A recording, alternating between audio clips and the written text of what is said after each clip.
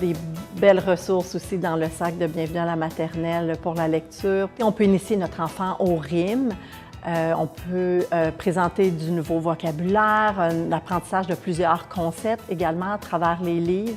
Et on travaille également la concentration et l'écoute de notre enfant lorsqu'on fait la lecture. Lorsque l'enfant est intégré dans un environnement social et affectif qui encourage l'apprentissage de nouveaux mots, c'est vraiment intégral pour leur développement et on peut voir que la socialisation de l'enfant dans ce milieu a des bénéfices linguistiques et cognitifs. Et les livres, ça me porte beaucoup sur le cœur. Surtout si on pense à ces sacs-là, je pense que les enfants les chérissent beaucoup. C'est peut-être les premiers livres dont l'enfant lui appartiennent personnellement, qu'ils reçoivent.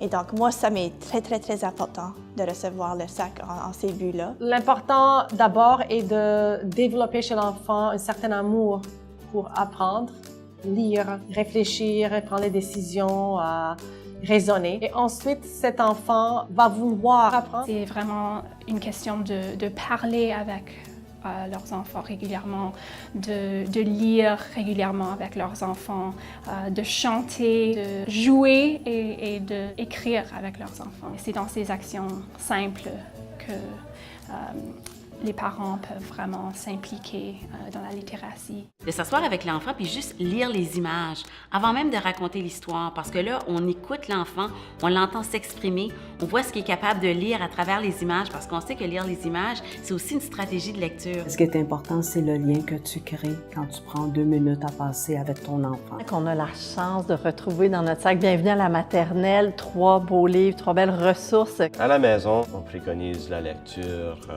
à tous les jours, surtout avant de se coucher. Evelyne a choisi 10 dinosaures. Une belle petite histoire des dinosaures. L'amour pour la lecture, ça se partage bien, c'est très contagieux. On veut être les modèles afin de pouvoir soutenir les premiers éducateurs de l'enfant, soit les parents et les familles, les gardiens. Quand on pense à parler, lire, jouer, chanter à tous les jours, eh bien, on voit comment la famille peut jouer un rôle essentiel, puisque ces éléments-là sont vraiment une partie intégrante de la littératie à la petite enfance. Ça fait partie des fondements qui les aident à développer des compétences en littératie qui vont leur servir plus tard. Que ce soit la lecture, la numératie, littératie, n'importe quel domaine à l'école, je trouve qu'un enfant qui est confiant, qui se sent en confiance est capable d'apprendre.